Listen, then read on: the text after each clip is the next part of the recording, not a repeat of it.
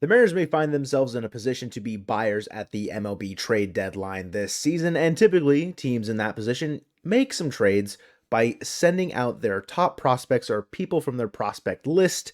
And the Mariners, they find themselves in a position where they've got 10 position players, no pitchers really, in the top end of their farm system. And that kind of begs the question of who is on the trade block. So there's been some conversation circulating on the internet, Mariners Twitter, about a certain player. And the question is Harry Ford on your trading block?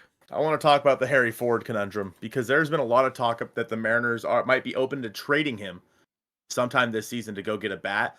After losing Blake Hunt, Joe, do you think that that is still in the cards? No, like my immediate thought was when Blake Hunt got pulled, I was like, "Oh, bet, bye, Sebby." And then you'd like texted me, we traded Blake Hunt. I'm like, okay, Harry Ford, welcome to staying as a Seattle Mariner for a little bit longer. I think you can. I don't think you can afford to lose the catching depth at that point because you're not trusting Sebi beyond this year. I'd say Michael Perez is someone who's never done it at the big leagues, is struggling in AAA. Harry Ford is currently matching with a 155 WRC plus in AA. Like, bro is sticking, I'd say, offensively, where that was a concern. Was like, how is Harry Ford really going to look when he gets to the higher levels? He's still walking at an incredible rate, 18.4%, just below his strikeout rate at 19.5%. Like I said, 155 WRC plus. He's been on a heater. I think, yes, his value is as high as it can probably get right now. You might be able to get a pretty big fish out there in the trade pond. Is there someone worth it in the market right now? I'm not certain. I'm not sold on that idea. I would rather, I might be prospect hugging. I'd rather hold on to him. And I think the catching depth that he provides is so much more valuable than trading for a bat this year, where you can probably afford to trade other guys to get a bat that is still worthwhile at the deadline this year and be competitive in 2024 and keep Harry Ford around for 2025, 2026, and allow Cal to, one, stop allowing his body to bend and break. He can DH beyond the 2025 season, and Harry Ford's then your everyday catcher. Like, I think that is my direction. It's further sighted, and I understand that people may want to win in the here and now. I still think the Mariners have the capacity to do that with the farm system, to trade from it and create a winner this year and continue on. I just, if we had Blake Hunt still, this conversation, I'd be like, yeah, you can probably get away with trading him. And is that still leave me to value a AAA catcher who's OPSing at 900 that much after I just said, yeah, it's okay that we traded him? Like, it's kind of like a double-edged sword conversation. Mm-hmm. So on the season, Harry Ford is hitting 275, 425, 486. He has 5 homers with 17 RBIs, 34 strikeouts to 32 walks. So he has an incredible eye at the plate. I agree with you that trading Harry Ford at this very moment doesn't make sense.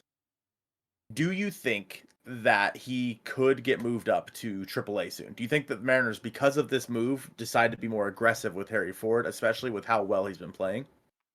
High school catching prospects are a tough one to, I think, accelerate through your system faster. I think giving him as much time as he kind of needs to develop would be my MO. If he's still hitting at a clip of like a WRC plus over 150, say by the middle of the Texas League season, sure, have him finish out the second half of this year in the PCL in Tacoma, see what he's got, see where you're at there. But I don't think I wouldn't move him up, say, until August. Mm-hmm. Like, give him another 2 months in AA, see what he's got, and then you can kind of reevaluate then. I wouldn't be surprised if they do, given like the type of catching depth, but like you've got like Papirski down there and like what's Scheffler, I think is a catcher as well. So there's some depth that's ahead of him. Probably not, definitely not as high of a ceiling as Harry Ford, obviously, but there are guys that are ahead of him that you don't want to, I think, it's because who, like, not like who cares, but like Harry Ford's probably still served better for you in AA as it stands. My next question then, Joe. Let's say Cal gets hurt tomorrow Ruh-roh, Raggy. and We're in trouble. yeah, and he's out for quite a long time. Like, what choice do you have but to call up Harry Ford? Damn. Like, Oh, do they do you have? I run don't. with I really don't know if they have the balls to do it. or at that point? So I agree. I don't think you call up Harry Ford in that situation, but I think things have to change at that point. Mitch Garver has to be your everyday catcher. I'm stopping the recording. Like you can't run the offensive like You can't have Sebi black out there. hole Yeah. that Sebi and Michael Perez would be. Mm-hmm. Like, do you remember the days? I want to say it was like Jesus Sucre, and like I'm trying to think of who else was out there at the time. It was like Jesus Sucre and like the rotting corpse of like Miguel Olivo or something like that, trying to catch baseballs behind the plate, and just offensively they were nothing. Yeah. Like, I do not. I don't miss Sugar Jesus days. Truthfully, I I miss the think. guy, great guy. Yeah, I think that like necessitates a trade, which is unfortunate because you just traded Blake Hunt. But like, you're banking on the fact that Cal is healthy. I think Hmm. is what you have to do. So Yeah, I and would. obviously I this don't is want a to think about it. hypothetical. Yeah, I don't want to Like, think about it. all right. Well, we'll just move on then. I agree with you. One thing I did want to mention though, and I think I messaged this to you last night, Joe. Due to the lack of depth in the Mariners minor league system, that kind of leads me to believe that going into this draft in July, the Mariners might go catcher within the first couple of rounds. And there are some guys based on MLB prospect rankings for the draft that kind of fit the bill. Now we both agree, Joe, that it should probably be a college catcher, right? Yeah, you need someone that's a little bit closer, not necessarily to like push Harry Ford out, but in the event that you need catching depth that is readily available, you don't want to have to develop another high school catcher for 4-ish years. You want a guy that you can develop in maybe 2. And Colton, you've got a couple names there that might fit the bill. Now, this is obviously the MLB draft. Things get weird sometimes, and guys don't end up going where they're planned to.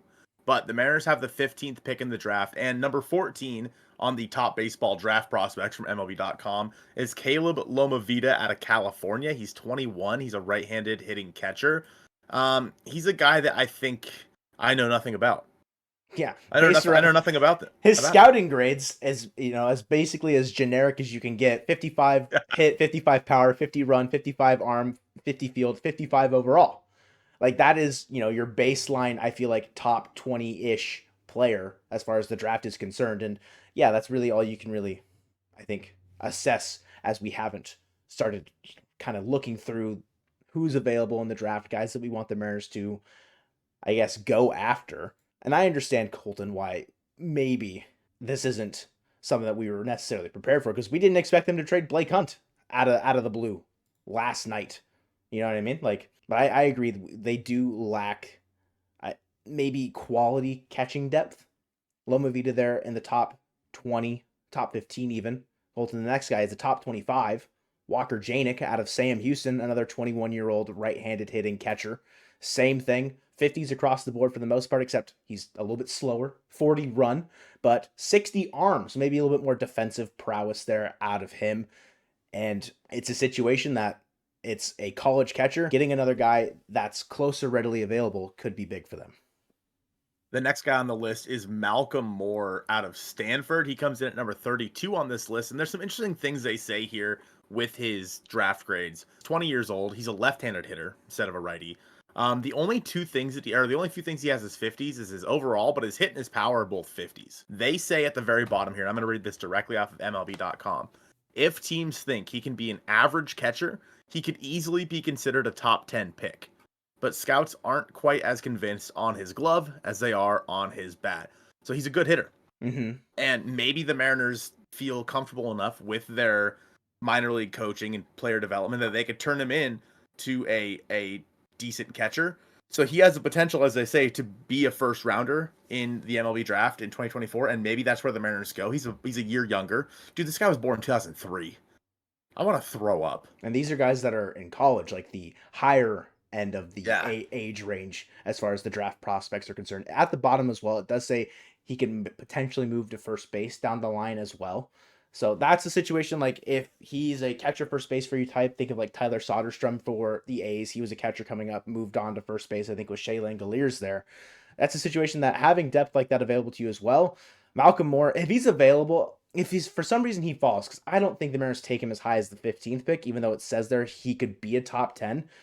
And it's hard to imagine he falls somewhere into like the 50-ish range where the Mariners' second pick is. So it'll be interesting when it comes to when the draft comes around, like what mock drafts are looking like and where people kind of value the catching position come that time.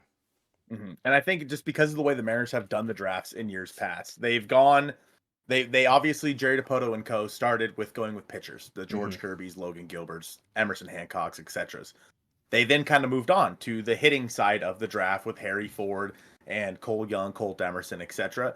Now it's like, okay, nuanced positions. They went up the middle with shortstop, second base guys like Emerson and Young, and then they went with pitching depth. Do they now say, okay, let's go kind of heavy on a catcher, which they obviously did with Harry Ford. But at this point, the depth in this organization seems, and this is from a 10,000-foot perspective, seems like it's not necessarily there. So maybe they go in the start of this draft for one of these three guys at catcher. And there are other guys in this draft as well, obviously, that are not necessarily only going to be college catchers. But it's just so hard to gauge where the Mariners are at in the draft right now because what with trading Blake Hunt and where that puts pressure onto Harry Ford to be like the only guy in the organization I think I can trust right now, that if he had to come up, it wouldn't be a complete black hole.